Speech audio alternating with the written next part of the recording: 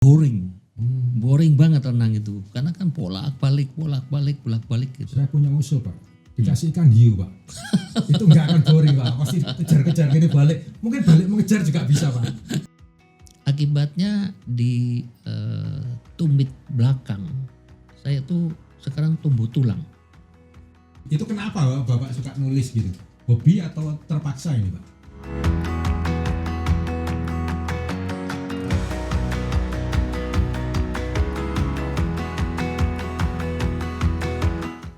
Hai guys, kita ketemu lagi di podcast Lantai 3. Masih bersama saya dengan Pak Guntur, founder kita. Tepuk tangan dulu dong guys.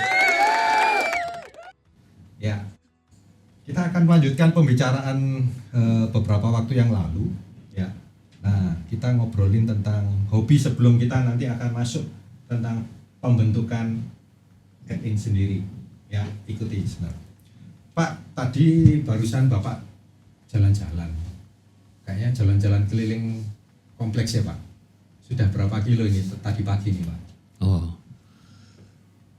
kalau pagi saya biasa ajak anjing saya, si Hiro, itu paling-paling sekitar 6-7 kilo. Setiap pagi Pak? Enggak. Sekarang saya seminggu paling 3 kali. Oke. Dulu setiap pagi. Hmm. Setiap pagi ternyata katanya disuruh untuk di-combine dengan olahraga lain gitu katanya. Oke. Olahraga lainnya apa nih? Ya bisa hanya stretching. Oke. Atau bisa juga cross trainer. Ya. Ya hal-hal seperti itulah. Jadi tidak disarankan katanya selalu melakukan hal yang sama selalu gitu. Tapi juga ya. Setelah saya coba berkali-kali ya, dulu saya setiap hari. Saya tidak merasa jauh lebih sehat gitu. Oke. Jadi tubuh kita tuh juga perlu recover. Jadi makanya sekarang saya selang-seling. Ya, biasanya kalau misalkan Senin, Rabu, Jumat, atau Selasa, Kamis, Sabtu. Ya selebihnya kadang saya Minggu nggak olahraga kayak gitu. Renang juga Pak? Saya renang itu di rumah ada kolam renangnya. Oke. Tapi hampir tidak pernah saya pakai karena boring. Boring banget renang itu. Karena kan bolak-balik gitu. Saya punya usul Pak, dikasih ikan hiu Pak. Itu nggak akan boring Pak, pasti kejar-kejar gini balik. Mungkin balik mengejar juga bisa Pak. Itu kerennya ini. Tapi cuma sekali renang. Sesudah itu nggak pernah renang lagi. Oke. Kelihatannya banyak sekali hobi Bapak. Itu apakah untuk supaya nggak jenuh kerja atau untuk menyeimbangkan hidup work-life balance gitu Pak? Maksudnya banyak tuh apa? Yang Ibu ketahui coba. Ada jalan, ada lari, ada kuliner juga. Ayo, ya kan? Kan lumayan banyak itu. Kan sama dengan kamu kalau kuliner. Kalau banyak hobi, kalau olahraga, saya sebenarnya bukan apa ya istilahnya, sportman ya. Oke. Kalau orang sportman tuh memang olahraga itu makanan sehari-hari ya. Saya cenderung masuk kalau orang istilahnya itu sedentary. Sedentary itu nggak gerak, nggak banyak gerak. Ya. Jadi yang menyebabkan saya olahraga tuh lebih ke arah I have to do that supaya saya nggak tambah parah. Oke. Ya. Jadi bukan orang yang mencari olahraga itu sebagai kebutuhan ya. Ya. Jadi ada orang-orang yang memang mereka kalau nggak olahraga tersiksa gitu. Saya kalau nggak olahraga seneng malah. Tapi dengan bertambahnya umur, saya sadari, nah terutama nanti nih siapa nih teman-teman ya di Get-Inners kalau sudah mencapai umur 40, yuk sudah lewat kan? Lewat Pak, ini lagi mau mengurangi Pak, bisa nggak? Kerasa nggak pas pada saat kita masuk 40 itu seperti jeglek gitu. Ya, nggak seperti dulu lagi gitu. Nggak kerasa nggak? Jadi umur-umur sebelum di 40 itu rasanya nggak terlalu beda, level capek itu nggak terlalu beda. Tapi begitu masuk 40 ceklek gitu. Masuk 50 ceklek lagi tuh. Ya, ya. Nanti when you 60 itu ceklek lagi. Jadi saya begitu sekitar waktu itu ya, saya terutama saya nggak demen pijat. Saya nggak demen pijat dan saya baru sadari juga sekarang ternyata otot saya itu sangat kaku. Oke. Ya itu karena masa muda saya bukan olahragawan. Ya, jadi ini buat teman-teman di Ediness ya. Jadi ternyata karena kebiasaan buruk tidak berolahraga, jadi otot-otot menjadi kaku. Ya, ya, ya. Nah karena menjadi kaku itu, jadi kalau dipijat itu sakit. Jadi saya tidak pernah enjoy pijat. Tapi pada saat saya mencapai 45, Ya. mungkin seingat saya baru 45 itu saya mulai butuh. Jadi kalau saya dipijat tuh bukan menikmati. Jadi saya kalau lagi ke di sini di Jakarta ini ada Bersih Sehat ya, tuh bagus banget itu. Bukan promosi ini ya. Saya sering pijat tuh sebelah kanan kiri itu mendengkur gitu. Never in my life. Oke. Jadi saya kalau dipijat itu bukan dengkur, malah teriak-teriak kesakitan. Oke, oke. Tapi saya tetap butuh itu. Nah di sana saya menyadari bahwa saya harus gerak. Jadi yang tadi Vivo katakan saya banyak hobi olahraga, tidak. Dan ini juga buat teman-teman Ediness. Jadi kalau masih muda jangan tiru apa yang saya lakukan. Oke. Harus mencoba untuk bergerak. Nah jadi sekarang saya untuk bergerak itu adalah karena saya tidak mau lebih parah. Jadi yang saya lakukan lebih banyak adalah jalan pagi.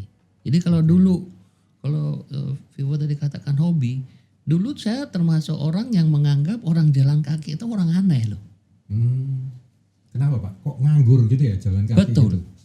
Jadi ada teman saya itu pelari maraton. Teman kuliah nih. Oke.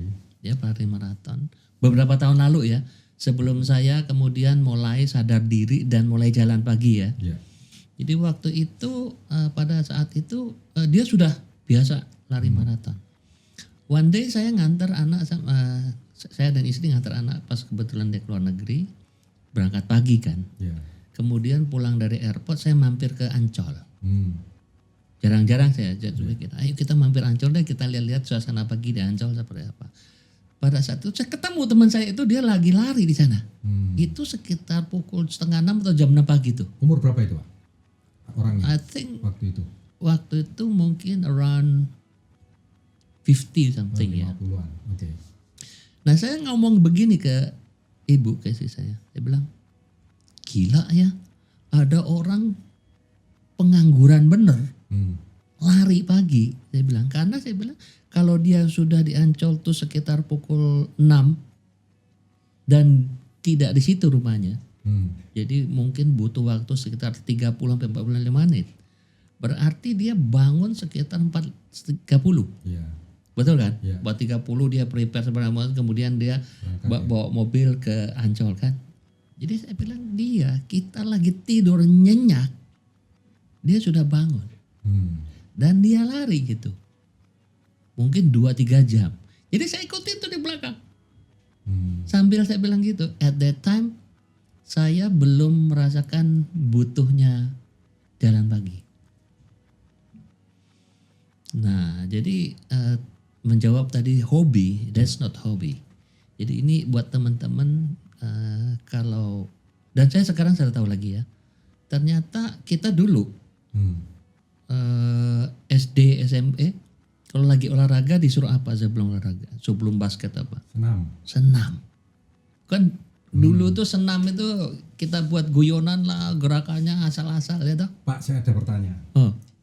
Bapak tahu tank kan Pak? Hah? Tank. Tank itu apa? Tank. Untuk Ya, tank itu tank. buat Tahu kan? peran. Iya. Tank apa yang paling sehat Pak? Tank apa paling sehat? Ya. Tank Ayo, apa ayo? Bapak pasti tahu nih. Tank apa paling sehat? Tank gambleng. Ya. Itu Bapak dulu ngelakuin nyerah ya? teng teng teng teng teng teng teng teng teng teng. Nah, itu teng paling sehat ya, gitu guys. Ngomong-ngomong lagu itu masih ada nggak ya? Masih, Pak. Masih. Enggak, maksud saya anak-anak. Oh, lagunya lain. Bukan teng lagi.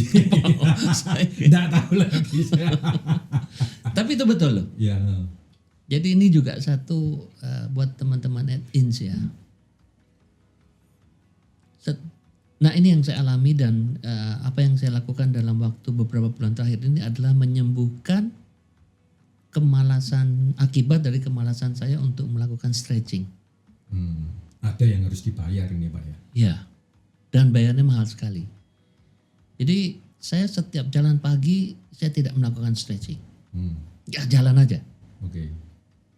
Akibatnya di tumit belakang saya tuh sekarang tumbuh tulang. Itu karena nggak stretching ya?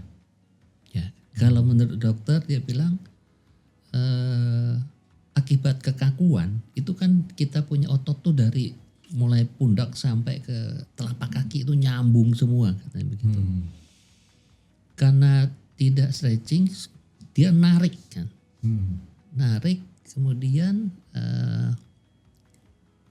otot kita memberikan kalsium kalau nggak salah, Okay, memberikan kalsium ke daerah yang terjadi gesekan itu sehingga cepatnya malah tumbuh. Oke. Nah jadi hobi, balik kita lagi pertanyaan ke hobi tadi. Jadi olahraga is not my hobby. Olahraga saya lakukan karena kebutuhan. Oke. Dan jadi teman-teman juga di in yang saya percaya ya. Kebanyakan apalagi anak muda sekarang secara umum tidak semua ya, ada yang memang suka olahraga. Buktinya kita punya grup badminton ya, masih ada ya? Masih Kita naik punya gunung. grup badminton, naik gunung tapi nggak pernah naik. Iya. Turun terus Pak ya. Turun terus. Kita punya grup sepak takraw kalau nggak salah. Masih nggak ya? Wah, ada nggak itu ya? Nggak ada Pak. Dulu punya. Kita punya badminton. Jadi basket. sekarang cuman basket kita nggak ada pernah. dulu. Ada Pak, saya ikut kok. Jadi sekarang cuman hidup badminton, masih badminton Masih masih. badminton masih. Nah, coba berapa orang yang main? Ya. Ada 10? Nggak ada. Nggak ada. Nggak ada. Ya paling maksimal 10 8 dari lah maksimum gitu. dari sekian ratus ya kan. Selebihnya mager gitu loh. Nah, tolong tuh jangan dipelihara ya. Jadi jangan sampai menikmati apa yang saya alami sekarang. Biasakan untuk olahraga nggak apa-apa, nggak perlu lama-lama, 15 menit, 30 menit, tapi harus continue. Maksud itu setiap pagi, ya kan. Kemudian Harus berapa kilo Pak? Nggak ada. kan kalau itu ada semacam myth juga, orang-orang bilangnya myth. Harus 10.000 langkah, ternyata tidak juga kok. Tapi kalau yang maksud saya bagi yang tidak terbiasa nih ya, karena orang IT itu lebih demen di depan laptop untuk kerja. Nggak harus seperti itu. Jadi jangan itu 10.000 langkah harus 5 kilo per hari itu jangan dijadiin sebagai patokan lah. Itu menyebabkan kita menjadi tidak mau bergerak karena 5 kilo itu berarti at least 1 jam. Nggak usah. Yang penting gerak aja. Yang penting gerak aja. Makanya kalau kita semua pakai jam, setiap jam kan dia ngikutin kita tuh. Ya. Ngikutin kita, artinya bahwa kita tidak boleh sedentary, diam. Ya bergerak aja. Saya sekarang ini sejak saya mengalami yang kaki sakitnya luar biasa kan yang tadi saya bilang karena tumbuhnya tulang itu. Sekarang saya setiap jalan, sebelum jalan saya nekuk badan, cuman nekuk badan gitu. Itu yang tadinya misalkan sakit 100% tuh bisa directly hilang tuh 80%. Jadi maksud saya tuh ini kan sudah kadung rusak. Jadi saya langsung bisa ngerasakan bahwa impact dari stretching yang dulu kita lagi senam pagi kita guyon-guyon itu sobik. Dan baru saya alami sekarang. Ternyata stretching yang karena saya punya otot kaku, stretching tuh buat saya tuh menyakitkan. Ya, ya, ya. Jadi saya tidak lakukan. Oke, oke. Tapi sekarang karena sakit saya di kaki lebih daripada saya stretching, maka saya lakukan stretching. Meskipun sudah terlambat sebenarnya Pak ya. Ya. Ya. Jadi guys, itu adalah ajakan dari Pak Guntur bagaimana kita bisa meluangkan waktu sejenak lah untuk berolahraga supaya Ya, sebentar saja. ya, otot itu supaya bisa lemes, nggak terbawa sampai ketika kita usia. Mumpung kita masih muda guys. Nah, Ya. di kantor kita punya medianya. Tahu nggak apa? Apa itu Pak? Tangga. Ya. Kita punya medianya. Oh, ide menarik Pak. Iya. Jadi setiap minggu gantian Pak. Lantai 1 pindah lantai 3, yang lantai 3 pindah lantai 2, lantai 2 pindah 1. Iya Pak, setiap pagi naik 3 turun, naik turun aja 3 coba ya. Saya ya, ini teman-teman ya. Saya kalau lagi naik turun tangga itu 1 jam naik turun tangga. Nah kemarin saya jalan ke New Zealand ya, bulan berapa bulan 2 bulan 2 bulan yang lalu ya. Saya naik ke bukit itu, naik itu benar-benar naik itu mereka sebut stairway to heaven. Oke. Tangga ke surga. Sudah. 2.200. Can you imagine that? Saya hitung kemarin tangga di kantor tuh kalau nggak salah sekitar 22 anak tangga kalau nggak salah di kantor. Dari lantai 1 sampai atas. Ya, jadi kalian kalau saya bisa 100 kali naik terus loh nih. Nggak pakai turun loh. Nah, kalian harus bisa juga tuh. Jadi di kantor kita sudah punya baik yang di Jakarta maupun yang di Malang. Oh, di Malang lebih mantap lagi tuh. Jadi kalau bisa dari ya, bawah si jalan ke atas ke kantor. Iya naik, apalagi dari rumah tuh. Gitu ya.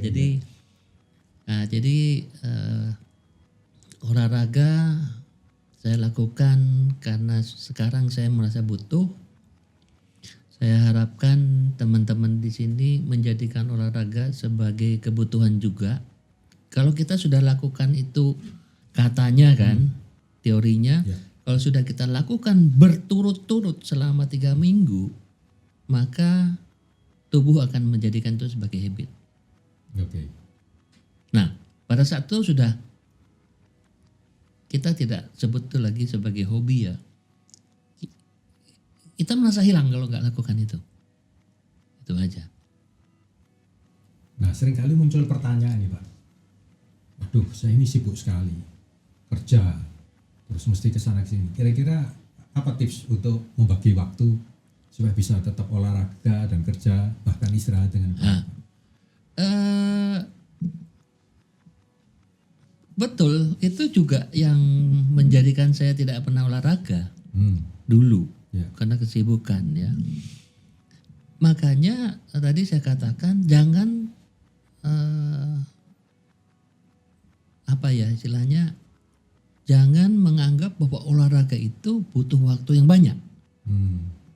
Nah sekarang ini banyak sekali dulu di YouTube yang olahraganya itu cuman dalam berapa menit loh. Jadi sebenarnya alasan itu sudah tidak ada lagi. Ya, contoh ya HIIT ya apa tuh high intensity impact atau apa gitu ya. Ya toh HIIT itu jangan 1 jam deh, nggak mungkin kok 1 jam. Nggak perlu 1 jam. Jadi kalau HIIT itu paling-paling 15 menit itu sudah gobios sudah. Stretching aja. Setuju Pak, stretching itu kelihatannya simple gitu ya. Iya. Tapi itu kayak Ayo coba stretching gitu, 15 menit kamu. Enggak usah jauh-jauh, plank Pak. Plank setengah menit aja udah. Benar. Oke, betul. Ya. Sekarang lakukan plank 5 menit aja. Ya kan? Nah, lakukan plank 5 menit, kemudian sit up, kemudian kalau ada bar itu pull up. Total 15 menit sudah Gobios itu. Jadi yang istilah tidak ada waktu itu gak mungkin dong 15 menit. Kalau bisa begini sampai berjam-jam nontonin TikTok. Olahraga jempol Pak. Nah, E-sport namanya. apa tuh? E-sport. Jadi pakai jempol. Olahraganya pakai e-sport namanya. Olahraga kekinian Pak. Olahraga yang sudah digitalisasi. Jadi yang saya mau ingatkan itu saya ini jangan dijadiin sebagai contoh untuk itu ya, atau saya adalah contoh yang salah di dalam menggerakkan tubuh saya. Saya contoh yang salah. Dan saya sudah sharing itu di saya punya blog juga mengenai perlunya kita bergerak, ya kan. Nah, cuman yang tadi saya mau tekankan, jangan jadikan bahwa harus 1 jam, harus setengah jam, nggak perlu. Gerak aja, yang penting. Nah, nanti lama-lama kalau sudah terbiasa, yakin saya nanti 15 menit jadi setengah jam. Oke. Setengah jam jadi 1 jam. Itu tadi lebih banyak olah fisik Pak. Mm-mm. Tapi Bapak punya hobi olah otak loh Pak. Apa nggak ono aku? Bapak nulis di blog itu, wah itu bermil-mil itu kalau ngomong itu Pak. Apa tuh mil apa? Ya mil itu jaraknya jauh, kilometer gitu kan kalau buat nulis itu. Kalau Itu kenapa Bapak suka nulis gitu? Hobi atau terpaksa ini Pak? Nah, kenapa ya? Terus terang belum ada loh yang cukup tanya konsisten itu. loh gitu Pak. Ya sekarang saya tuh dulu ya, Iya. waktu kecil ya. Ah, Salah satu mata pelajaran yang saya benci itu apa? bahasa Indonesia. Mengarang. Oh mengarang. Ya oke. Mengarang loh. Hmm. Jadi setiap kali kan kita disuruh, kan dari SD tuh. Ya. Nggak tahu sekarang masih ada nggak pelajaran mengarang? Masih. Saya nggak bisa ngungkapin. Saya dulu nggak bisa juga Pak, apalagi mengarangnya bahasa Inggris nggak bisa Pak. Podo. Nah, tapi lama-lama karena saya cukup suka membaca. Suka baca ya, Ya. poin pertamanya ya. Ya, karena saya suka membaca. Saya baca komik bergambar, komik silat, komik, semacam-macam saya suka baca. Lama-lama, terutama kalau dulu ada Margate, masih ingat tak? Ya, tahu. Ya.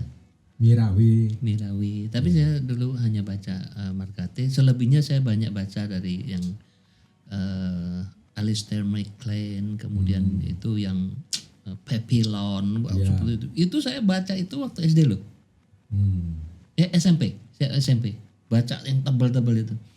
Nah, di sana saya baru tahu bagaimana orang bisa mengungkapkan ya satu kondisi, misalkan ruangan ini aja nih, itu bisa berhalaman-halaman tuh. Iya. Atau dia menceritakan mengenai kopi itu bisa berlembar-lembar hanya kopi gitu. Yang kalau saya mengarang dulu kopinya pahit gitu. Nanggap ya? Iya.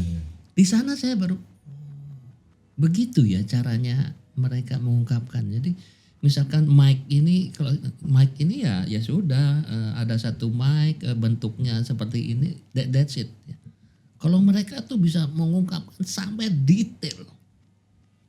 Di sana kemudian saya mulai melihat, oh iya ya, jadi satu pengalaman itu bisa kita kupas seperti kita ngupas bawang.